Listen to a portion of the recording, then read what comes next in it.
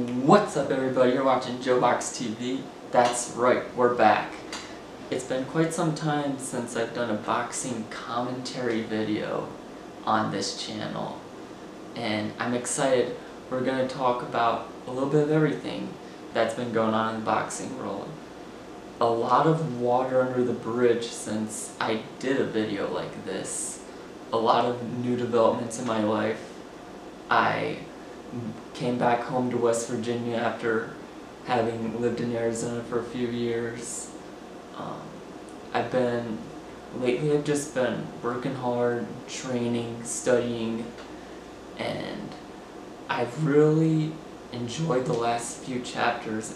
I really feel like they've helped me grow as a person, and just having something to fight for, becoming a father, it's really motivated me. And as it pertains to my amateur boxing career, I'm ecstatic to say that I actually won the TriState Golden Gloves Championship just a few weeks ago.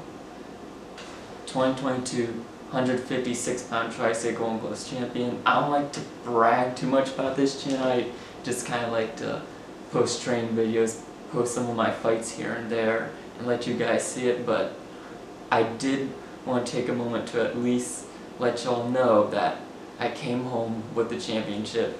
As you can see here, TriState Golden Gloves. I want to give a thanks to my dad, my coach, for getting me ready. Everyone around me, family, friends who supported me. And it was really a blessing and an amazing experience. I'm looking to get a few more amateur fights before the end of the year, and that way I'll hit 30 amateur fights before going pro. I'm at 27 amateur fights right now. I'm looking to go pro in the January-February range of 2023, and I'll definitely keep y'all updated, and you can see me along on my journey. Now, it's time for me to give my synopsis of the state of boxing right now. A lot to cover since I last did a video like this. So I'm gonna give a rundown. It's not gonna be too long, but I'm gonna give my take on predictions, fights I'd like to see. We're gonna have a lot of fun with it. So, what better place to start than what I think is the best fight to be made in boxing right now, on paper. Maybe not the biggest fight in terms of draw or how lucrative it is, even though it is a very lucrative fight, but I do think it's the best fight, pound for pound, and that's Terence Crawford versus Errol Spence. Negotiations have started, but as of very recently, they have stalled. Now, Terence Crawford's under top rank, whereas Errol Spence is under PBC. While that is a bit of a roadblock, it's still definitely not an impossible fight to make. It's still a very possible fight to make. We saw with Deontay Wilder, who was with PBC, fight Tyson Fury 3 times, and in 2 of those times, Tyson Fury was under the top rank banner. So there's no reason this fight can't be made. I am going to say this is personally how I feel. A lot of people in the mainstream media of boxing, on YouTube, wherever, are kind of picking a dog in the fight, almost pretending to know more than they actually know, when we really don't know what's going on behind the scenes. Oh, Crawford's ducking Spence. Spence is ducking Crawford. No. I really do believe this fight's going to take place. And maybe that's just me being overly optimistic. I would say I'm cautiously optimistic that we see this fight before the end of the year. On paper, it's really a 50-50 fight, but I personally feel that Crawford's footwork, head movement, and just his natural instincts separate himself just a little bit from Errol Spence. I think with his legs, primarily, that gives him a greater ability to create openings. So I would slightly favor Terence Crawford. Both can box at an elite level. Both can punch at an elite level. It's certainly a tremendous fight between two of the best pound-for-pound fighters in the world. I personally have Terence Crawford #1 pound-for-pound. Some of you might disagree with me, and I do acknowledge that he doesn't have that one career-defining victory, but he has a long list of really, really good victories. He beat the man at lightweight, and he beat the man at junior welterweight. Whatever you want to say about Raimundo Beltran and Victor Postal, those were the guys at lightweight and junior welterweight, respectively. After having beaten the man at lightweight in Raimundo Beltran, Crawford moved up to junior welterweight, beat Postal, and then became undisputed by fighting Ndongo. Then he moved up to welterweight, beat Jeff Horn, who had just gotten a belt from Manny Pacquiao, robbery or not, in that fight. He did beat Jeff Horn, and he has a string of very good victories at welterweight as well against the likes of Amir Khan, Jose Benavidez, Kavaliauskas, Kell Brook, and Sean Porter. So he may not have the same resume that Spence has at welterweight, but overall I think it balances out, and I give Crawford the edge very slightly in terms of the eye test. Spence has a very good jab, very good technical fighter, and can also hunt you down and really kill you to the body. Let's talk about heavyweight clash between Alexander Usyk and Anthony Joshua, the rematch. Let's talk a little bit about the storyline behind this. You've got Alexander Usyk, having won the first fight, now entering the rematch, looking to prove that was no fluke, and with an entire country on his back, the country of Ukraine, which has been fending off the invasion of Russia over the past several months. You can guarantee that Usyk's going to come in with a heavy heart, and you can guarantee that Anthony Joshua is going to come in with a vengeance. I do want to make a comparison here. I'm not comparing Anthony Joshua to Lennox Lewis in terms of all-time accomplishments or career status, but when you see the way that Lewis's career kind of panned out in the first half of his career, and you look at Anthony Joshua's, there's a lot of similarities. Both are household names in the country of England. Now when you think about Lennox Lewis, he was a heavyweight champion, lost it to Oliver McCall, and then beat him in the rematch. Lost to Asim Rahman, then beat him in the rematch to get his title back. And then you look at Anthony Joshua's career and look at how he lost to Andy Ruiz, one of the biggest upsets, at least in recent boxing memory, then came back to beat him soundly in the rematch and put on a clinic. He's looking to do the same here against the only other man to beat him, in Alexander Usyk. Can he follow in his stablemate Lennox Lewis's footsteps? That's the question here. My gut tells me Usyk is probably still a bit too technically sound, but of course Joshua always brings the power, and he might be able to ignite a fire that we haven't seen yet from him. But again, the same goes for Usyk, who literally has a country on his back, so gonna be a tremendous fight. A little bit more about the heavyweights now. Tyson Fury, one of the better heavyweights we've seen in recent memory, and he's really an enigma. I've never seen Tyson Fury, 6'9". I've never seen a guy move like that with that height and that weight. He's really entered the discussion, at least, to be a top 10 heavyweight of all time. I think he's in that discussion. I don't really think he's quite there yet, but he's in a discussion because he's proven to be that good. Now, As for Tyson Fury's future in boxing, big question mark. Immediately after his KO of Dillian White in April, he announced his retirement, which a lot of boxing pundits, including myself, thought was baloney, because literally in that same post-fight interview, he's talking about how he's going to have a fight against Francis Ngannou, the UFC heavyweight champion. And when you look at Fury's past statements and how he kind of flip-flops, says one thing one week, another thing the next week, you just never know. Another example being, this past week, he announced that he'd be going up against Derek Chisora in the third fight, even though he's already beaten Chisora twice. No disrespect to Chisora, who's a veteran, a fighter to really be respected in the sport of boxing, but that fight doesn't really make sense to me. Nevertheless, earlier today, Tyson Fury, on his birthday, announced retirement ending was not true, basically. I'm actually going to retire. I've made up my mind. So you just never know. Will we see Tyson Fury again? Only Tyson Fury knows.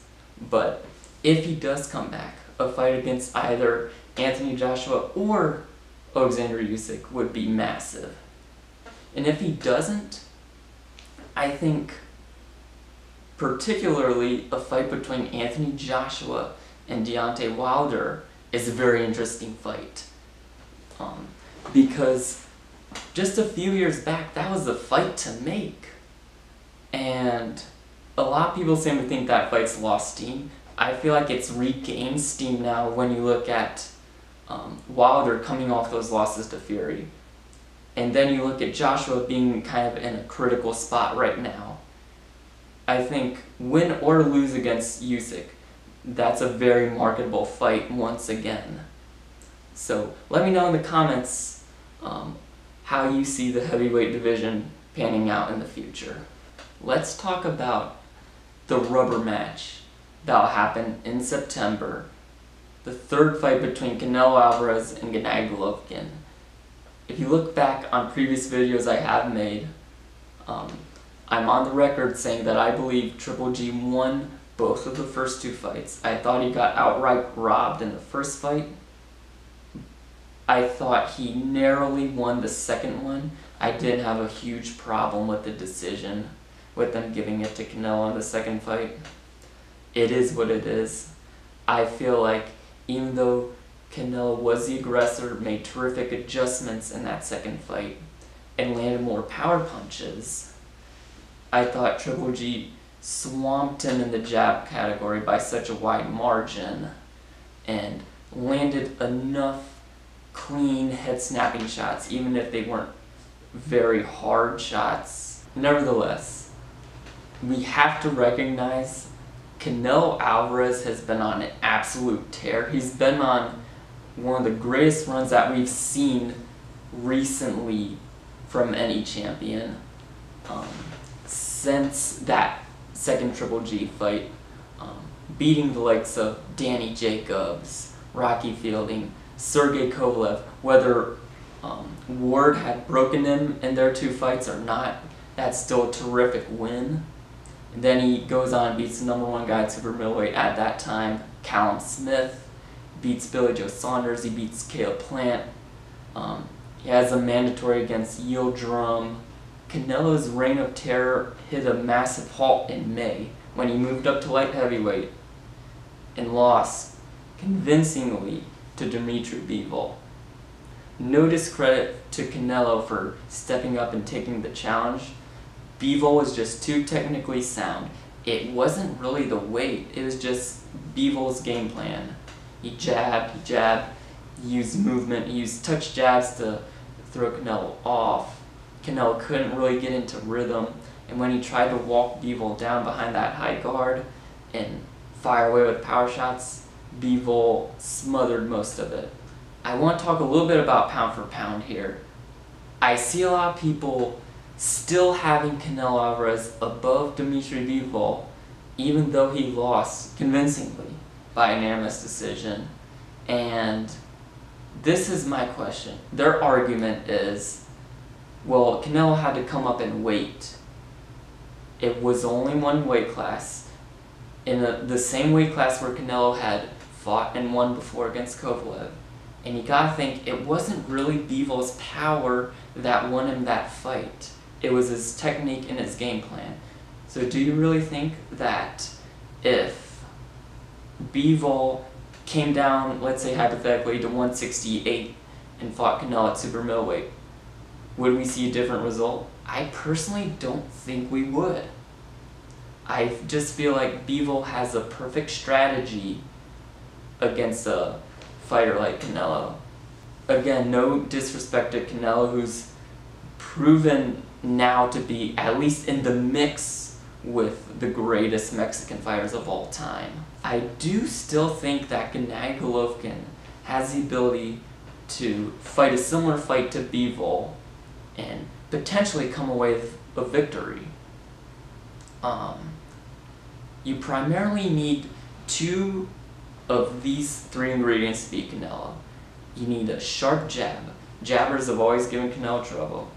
And two, you need tremendous power. Or three, you need tremendous defense. Guys like Mayweather and Lara had tremendous defense and a good jab. Guys like Dimitri Bivol, tremendous defense and a good jab. Caleb Plant had tremendous defense, didn't really have the consistent jab or the power to keep Canelo off. So you see where I'm going with this. I think you need two of those three things. And I think Golovkin does have two of those three things, which for one is knockout power and two is a terrific jab. Here's the issue. I do feel like Canelo, even after the loss, is a bit fresher than Golovkin, and there's a bit of wear and tear on Golovkin now at 4 years old. But you never know, because I do think he has the right style for Canelo.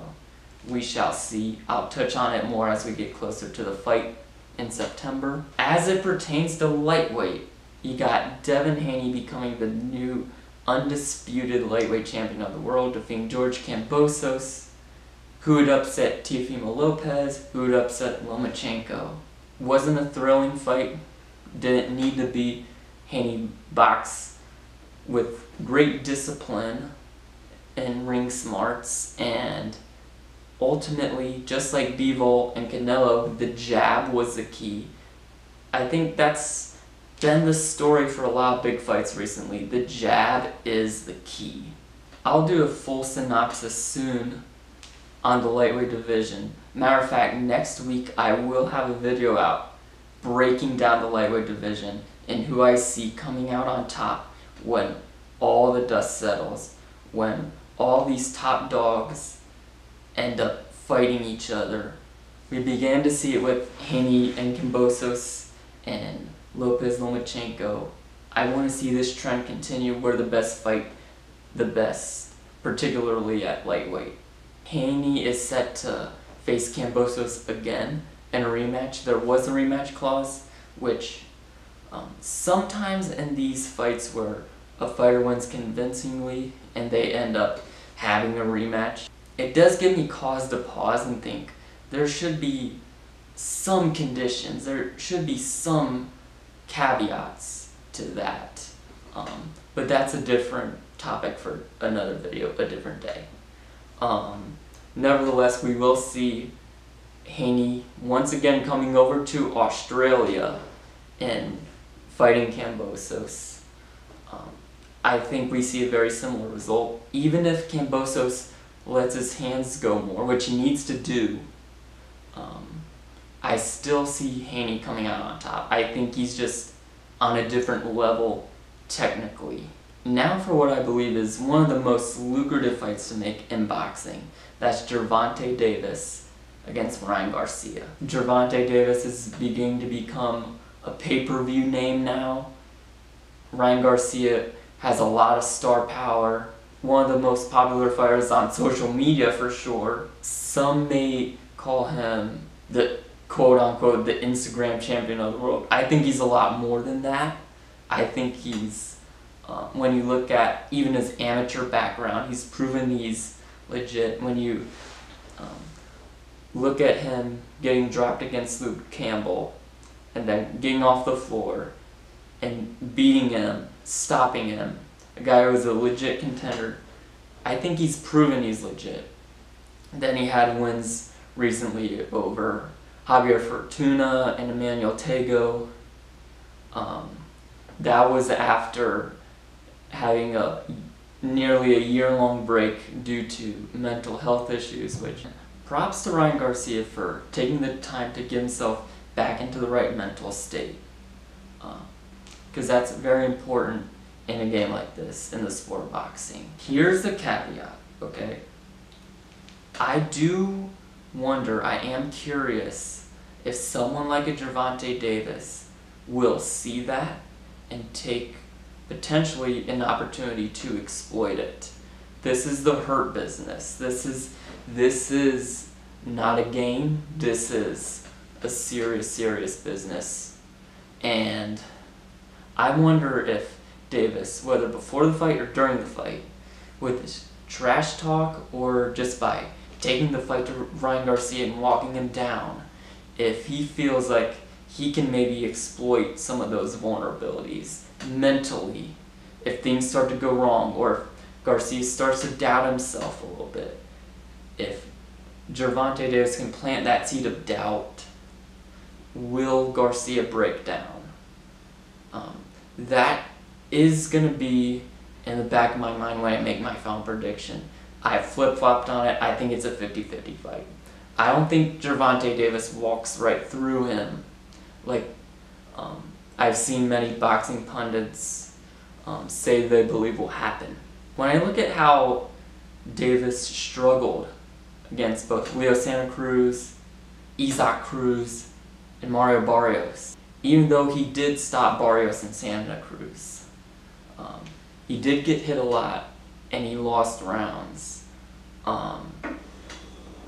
When I compare that to Ryan Garcia and I look at, say, Mario Barrios, he's basically the same fighter as Mario Barrios, about the same height, except with more speed and explosiveness. Much more explosive than Mario Barrios. So again, if Barrios was able to give Davis those problems, why can't Ryan Garcia? I thought he looked terrific in his fight against Javier Fortuna. As for both of their previous fights, I thought Gervonta Davis, despite being slightly behind, at least on my scorecard against Raleigh Romero, I thought he showed terrific patience and not getting flustered by Romero's antics, his pre-fight trash talk. I thought that showed a lot of mental strength. And Davis stayed patient, found the opening, and detonated a terrific left hand and a highlight reel KO. I thought, again, that Ryan Garcia looked phenomenal against Fortuna. Despite Fortuna's relatively lackluster effort, I thought Garcia showed much improvement, was very accurate and precise with his punches. I love the body attack. However, again, here comes the caveat. I still saw him not only with his chin up, but also with his knees locked and standing straight up. That's a recipe for disaster against someone like Gervonta Davis. If Luke Campbell, who's not that big a puncher, can put you down, what's Gervonta Davis going to do to him? This is kind of how I lean towards the fight playing out, and my prediction may very well change. All these predictions in this video that you see may very well change. I think it's very possible that you see Garcia in the early rounds almost outclassing Tank Davis, as Davis kind of takes his time and looks to find his rhythm. And then, as it starts to get heated and they start trading bombs, I think Tank catches him in the middle of an exchange. Catches Garcia with his chin up, drops him. That at least is scenario 1. And at the moment, I feel like that scenario is probably the most likely scenario. Scenario 2, Garcia jumps ahead early and maintains his lead throughout. And let's not forget, Garcia does have, I think it's at least a 4-inch height advantage, possibly a 5-inch height advantage, and uses his reach, is patient, doesn't fall for Tank's traps, and rises to the occasion. I think it's a 50-50 fight, and you'll hear my final prediction when that time comes. I think the pre-fight build-up will also be. Now, when we go one weight class down, I think Shakur Stevenson, the junior lightweight kingpin, may be, in a few years, the #1 pound-for-pound fighter in the world. Right now, I think he's top 10. Yeah, a terrific win over Oscar Valdez, put on a clinic. Very similar to Haney's win over Kambosos. I think what separates himself, even from guys like Devin Haney, is that he's just so incredibly hard to hit. Not that Haney's not hard to hit, but Shakur almost has a little bit of Rigondeaux in him, but he compounds that with enough offense and enough creativity. He really knows how to put his punches together and find openings, find those holes. And that jab is just a killer jab. Once again, just like Canelo and Bivol, just like Haney and Kambosos, the jab wins the day. Utilize that jab. It is the most important punch in boxing. So typically in big fights like this, I lean towards the boxer, and primarily a boxer with a sharp jab. In the light heavyweight division, I think the fight to make right now, without question, is Dmitry Bivol against Artur Beterbiev. I think that is a perfect style matchup with terrific pound-for-pound implications. Certainly would be for all the marbles at light heavyweight. And I would lean towards Bivol. I think he's more technically sound. Not that Beterbiev doesn't have any technique. He has somewhat underrated technique. He had a terrific amateur career. However, I think Bivol's foot movement and jab I can see that just frustrating Beterbiev, and I can see him kind of blunting a lot of Artur's attacks. I think that's a 50-50 fight. Give us that fight, Dmitry Bivol against Artur Beterbiev. Speaking of pound for pound, Nyoya Inoue is increasingly making his case. This past June, in his home country of Japan, in the second fight against Nonito Donaire after the Fight of the Year candidate, that was their first fight. Donaire breaking Inoue's orbital bone, hurting him badly, but Inoue still coming out on top in that first fight. Second fight, totally different story. Inoue walks right through him. He's literally walked through everyone in his path and is just a force to be reckoned with. Ever since he took the junior flyweight division by storm in 2014, he's been on an absolute tear. He has had some kind of easy, mandatory defenses that were mismatches along the way, but to go along with that, he's beaten all the top guys at bantamweight, possibly with the exception of John Real Casimero, but I think style-wise, Inoue is all wrong for him. I think the best fight to be made right now is actually Nyoya Inoue against the junior featherweight kingpin, Stephen Fulton. That might not be Inoue's next step. I think most likely he tries to go for undisputed against Paul Butler. Paul Butler, very good fighter, no disrespect. I don't see how he has a world title right now. I think a lot of these sanctioning bodies, no matter which organization it is, are full of BS. These boxing rankings really need to be addressed, and there's a serious corruption problem, just to put it very broadly. But that's a whole nother topic for a different video. I can further expand on that. If Inoue does indeed decide to go up against Paul Butler and go for the undisputed bantamweight championship by getting that last belt, I think in the meantime for Stephen Fulton, it would be the perfect fight for him to go up against Takuma Inoue, who's a legit top 10 junior featherweight right now, and who is the brother of Nyoya Inoue. And what better way to lure in Nyoya to come up to junior featherweight and fight him than fight and beat his brother Takuma. I also think that one weight class below bantamweight, Jesse Bam Rodriguez might actually have the best chance at beating Inoue style-wise. Incredible young talent, beat the very accomplished and very solid former champion Srisaketo Rungvisai earlier this spring. And also in that same division at junior bantamweight, you got Chocolatito and Estrada potentially preparing for their third fight. Man, this division is stacked. You've got Kazuto Ioka, who just beat Donnie Nietes a few weeks ago in their rematch. He's a legit champion in his own right at junior bantamweight. And I think Jesse Rodriguez against Kazuto Ioka is a perfect fight right now if indeed Chocolatito and Estrada have their third fight.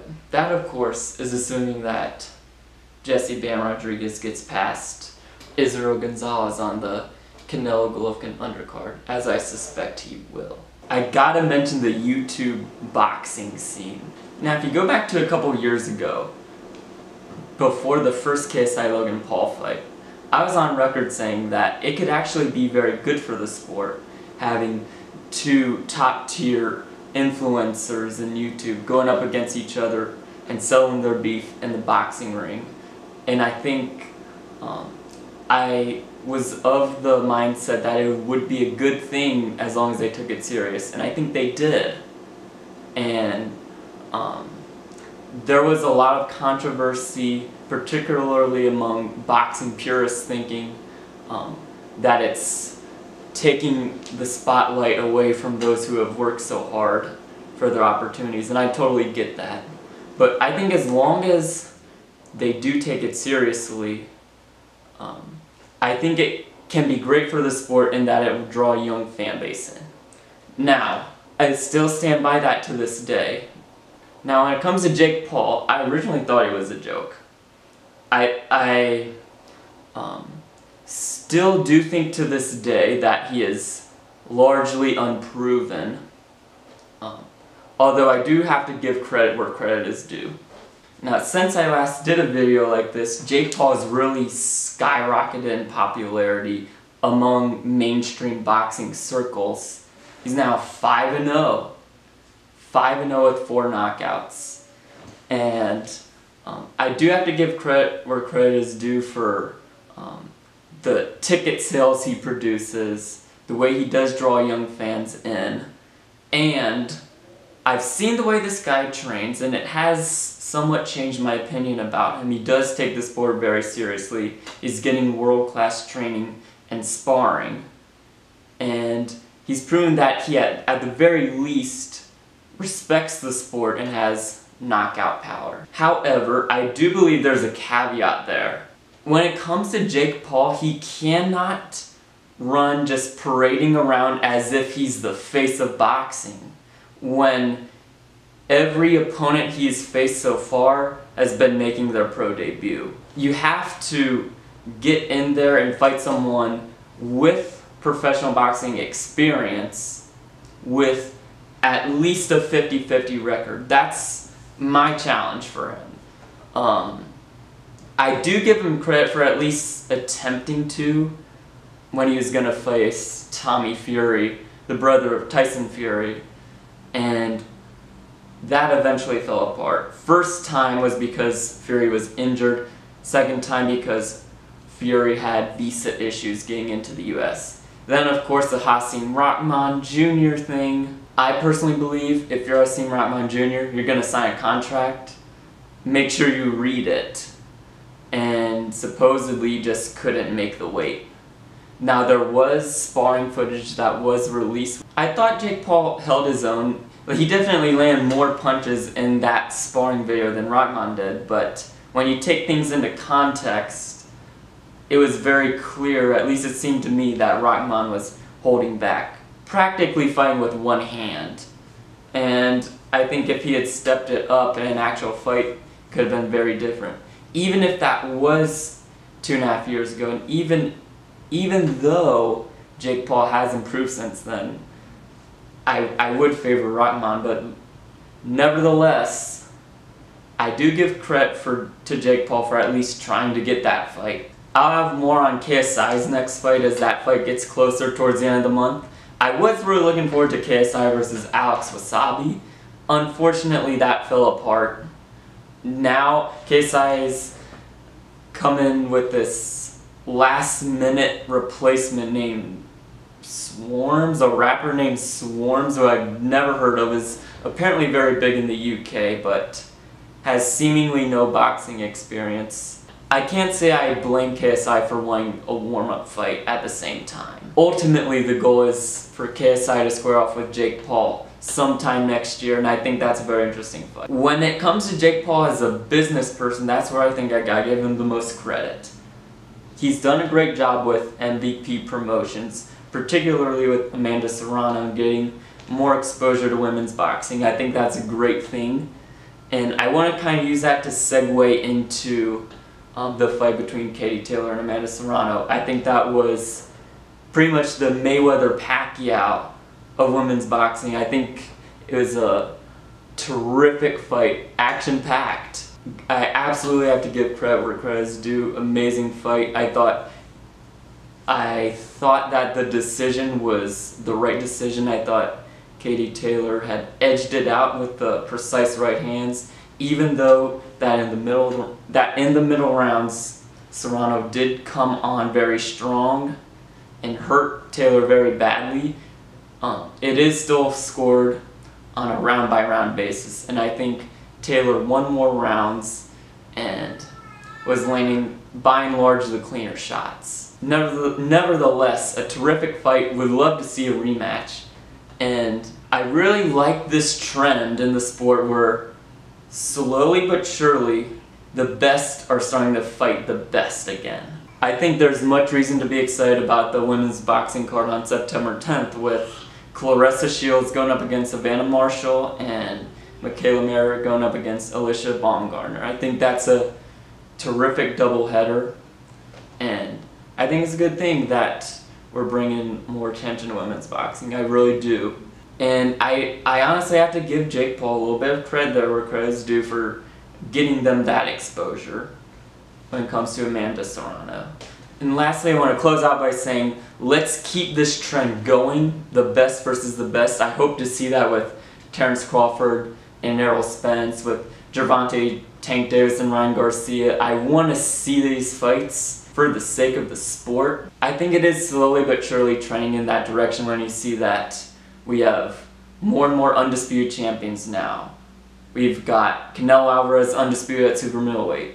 We've got Jermell Charlo undisputed at junior middleweight, with two tremendous fights against Brian Castano, with the second one ending in a knockout. Terrific fight. I'd be hard-pressed to see who beats Jermell at 154. Props to Jermell Charlo for becoming undisputed at 154. At junior welterweight, Josh Taylor became undisputed. I did personally feel that Jack Catterall got robbed against Josh Taylor, but it is what it is. I think as long as there's a rematch, perhaps on neutral territory, I think that's the way to go.